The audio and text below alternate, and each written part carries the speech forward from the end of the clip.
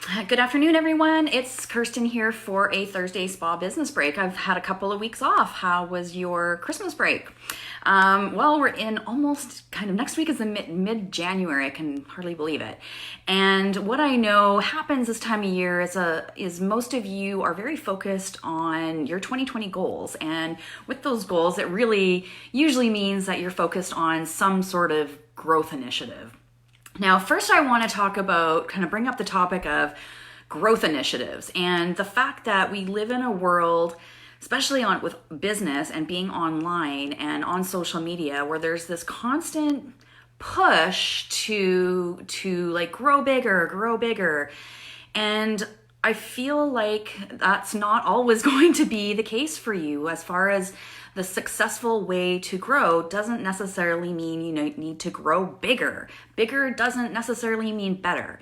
And the fact of the matter is that when we grow bigger, meaning we have more team members, we are expanding into a bigger space, it really does add complications. Now, if you know for sure that adding new employees and needing to be recruiting and hiring is absolutely the best growth strategy for you right now, awesome.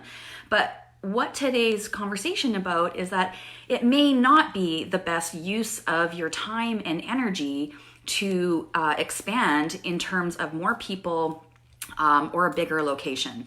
Now, this was all prompted with what's going on in the spa industry. So we have most of you were split into solo spa owners or spa owners with teams. And when I came across this book called A Company of One, this is the book here. It might be backwards for you in there. Paul Jarvis is the author. But I came across this book at the end of November when one of my SD besties and I decided to do like a little retreat planning style here in Victoria. She came over and one of our tasks was to go for a walk to get some fresh air and go book shopping. And when I saw this book, The Company of One, and the tagline is, "Why Staying Small is the Next Big Thing for Business," I felt like this was probably going to be information that you all would find really interesting, because I know you feel that sense of urgency. I need to grow, and growing means hiring, and growing also means expanding your business. But if we get locked into that definition of growth, essentially meaning growth at any cost, you could be seriously doing your business growth a disservice. You don't necessarily have to be hiring more people. You don't necessarily have to be looking at a bigger space.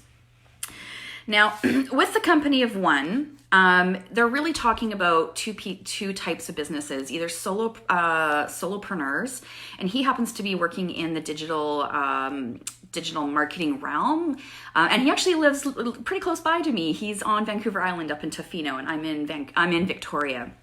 So it was pretty cool kind of connection there. But even though he works his business in the digital realm, and a lot of the examples that he talks about is working in the digital realm, I feel like there's a lot of valuable content in here as far as just wrapping your head around the concept that you don't need to hire more people and grow your business as far as expanding. Because, like I said at the beginning, as soon as we expand that way, we start adding complications. And that's not a bad thing. You just need to be prepared for that's what happens. So when we move from a solo practitioner into a team, all of a sudden things get more complicated. You need to teach your new team members what you know. You need to teach them processes. You need to teach them the guest experience. If you're doing that all from information up in your head, it's not a reliable or efficient way of training your team. It means like you're literally reinventing the training wheel, as you could say, every time you hire a new client. So when we're bringing on new team members, it means that we have to have a recruiting and hiring systems. It means that we need to have a staff handbook and operations manual. And if you aren't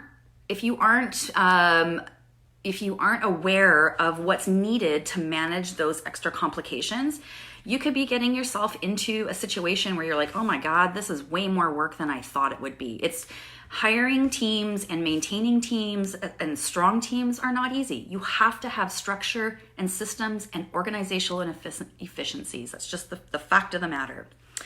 So I want to talk about what being a company of one can look like. It can look like as a solo, but it can also look like what most of you are already in, a business that you are the primary owner. With the company of one book, he talks about if you're not a company of one, it means you usually have partnership or there's stakeholders or there's investors in there. When you have more people that have a say in how the business is run, again, that starts complicating things. All right. So for most of you, it's going to be solo practitioners and really small teams. So essentially you are a company of one already. And I want to bring up some of the pieces that you might be missing as far as opportunity in your business to leverage without having to hire more people or to expand your space. So as a solo esthetician and solo spa owner, and you are already... If you've already got full books, you're booked out a couple of weeks, maybe even a month, that you may feel that sense of urgency of like, oh my gosh, I'm turning away clients, I'm losing money. Like that's how you are seeing it. I'm losing money, I'm losing opportunity. And you may feel that urgency that you have to hire. Well, you don't necessarily have to do that. You could be looking at other organizational efficiencies to leverage what's already working. So it could be that you just need some more support and a system and structure for increasing your retail sales. It could mean that you need support and structure for niching down in your business. So I see Shannon's on here. Shannon's a great example. She started off with a kind of a general solo practitioner business. Her heart was really into wanting to move into the holistic niche, particularly with energy work. And so as she started shifting her niche, she was able to let go of lower priced services. So she let go of her waxing, she let go of her manicures, and actually just this month she's let go of her pedicures. So she's really niching down into what she finds most purposeful for her and for her community and her clients. But it's allowed her to increase her earning potential because those services are at a higher price point. It could mean as a solo that you need some more or different method of increasing your sales. A lot of times this just has to do with kind of scripting and what you say at certain parts of the treatment in order for clients at the end of the treatment to really trust what you're saying and to purchase that retail as well as to book that next appointment. The other piece with solos that's critical for leveraging your business without having to grow it with people or space is to delegate those low-level admin tasks to someone else. Your zone of genius is being in the treatment room.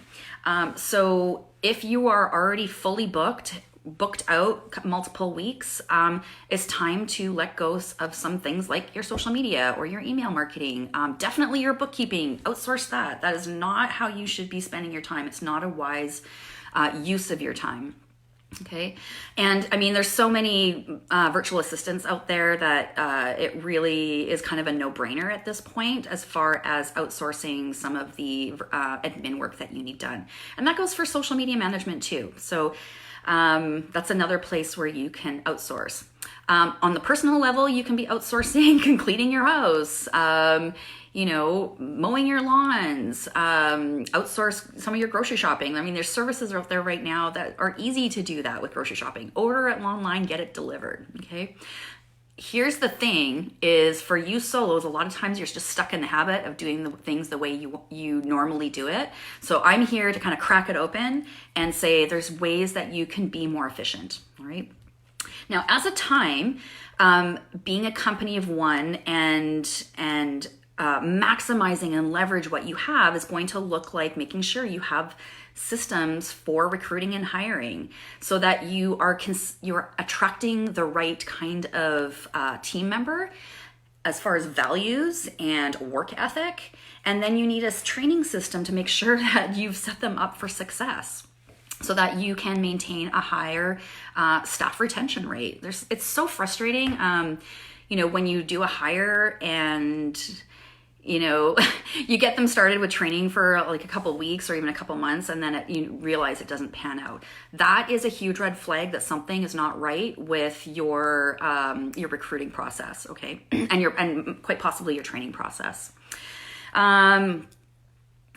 Hiring spa attendants. If you are already a busy spa, free up your service providers. They don't need to be flipping rooms and cleaning stuff.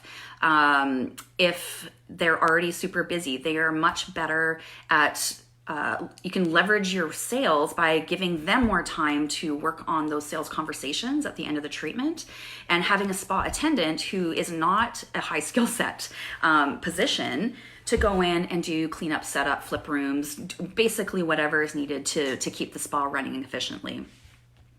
Another way for teams to leverage what they've already got for organizational efficiencies is to start opening up more evenings, and possibly, if you're already open Saturday, to open up on Sundays. I had a client a couple of years ago who contacted me, and she was feeling like they're overflowing with clients and they have no more room, and she was asking about expanding into new space. Is she ready? Well, when I looked at what was going on, she still had at least 3 evenings a week available and a full Sunday. So she took that and ran with it, and she's been able to maximize her revenues, maximize her team without having to go back into debt for a build out, because we all know how expensive those build outs are, especially when we need water. So all the plumbing and electrical requirements, it's spendy. So we want to wait until we've literally are right at the edges of our capacity before we move into new space. Being a company of one also is talking about personal fulfillment. When a company grows at all costs, often you're losing kind of your mojo about why you got into this business. It ends up becoming all about, grow, grow, grow. And you can get kind of stuck down the rabbit hole with that. And next thing you know, you've got all these commitments and all these responsibilities, and you're really not feeling that connected with your purpose anymore. So keeping things simple in your business allows you to stay connected with your purpose, which I know all of you, that's incredibly important for us to keep in the spa industry as owners, right? So finally, the last piece, what I loved about this book, about the company of one, is that when we stay small, is that it allows us to be more resilient in our business. And that means when shit goes sideways, we can course correct much more quickly than if we had a big team, a big space, lots of clients. The bigger the business, it's hard to pivot as quickly. If you're smaller, it's much easier to pivot, and it's much easier to bounce back from when things go a little sideways. So essentially, a company of one, that would be you, is really about maximizing the gifts that you have and the gifts that your team has, and looking at ways to dig into those operational efficiencies. I love that term, operational efficiencies. It means that we're working smarter, not harder. And for all of you, I know that you really, really need to work smarter, not harder. You're already tired. You're already overwhelmed. You already have too many things on your to-do list. So it's time to clear out the clutter and focus down into what's actually important. All right. So that's my conversation today about the book review, Company of One by Paul Jarvis. There we go. I do recommend it. It's an easy read. It's not very long. And really, you just have to kind of take what kind of the tech industry, the tech world is doing, and you can see easily how that applies to ours as spa businesses. The other piece about here that I think is very, very valuable that a lot of spas are really not using is technology. Using technology to make your business easier. That is your marketing technology. There's so much automation that you can do that you're likely not implementing to make your life a whole lot easier as an entrepreneur. Okay, so if you have already read The Company of One, I'd love to hear your perspective on it. If you are a spa owner who is a solo or a team and feeling that, that sense of urgency, I need to grow, how am I going to do this? And kind of really feeling panicky about it. Does this make you feel a little more relaxed? Does this spark any kind of inspiration for you as far as, if I were just to simplify my business, optimize what I already have, could that be more effective than actually hiring a new team member, because hiring a new team member comes with a whole new set of requirements for you as a leader. All right, that's it for me for Thursday Spa Business Break. It's all about leveraging a smaller business. Work smarter, not harder. There's lots of ways we can do this in the spa industry. Primarily, retail sales is one of those places. Looking at your guest experience and how to deepen the experience to generate more referrals. There's just so many pieces here as far as creating more organizational efficiencies in your spa. It's really quite exciting. Well, I find it exciting. That's why I'm a business coach. All right, if you need any support with your spa business, that's what I'm here for, myself and my team. If you need to outsource any of your marketing, that's what we're here for too. We're doing social media management, we do blog ghostwriting, and we're going to be getting into Facebook ads management for spas fairly soon, so stay tuned. All right, that's it for me. Have a great rest of your week, and I'll see you next Thursday right here on our Thursday Spa Business Break. See you then.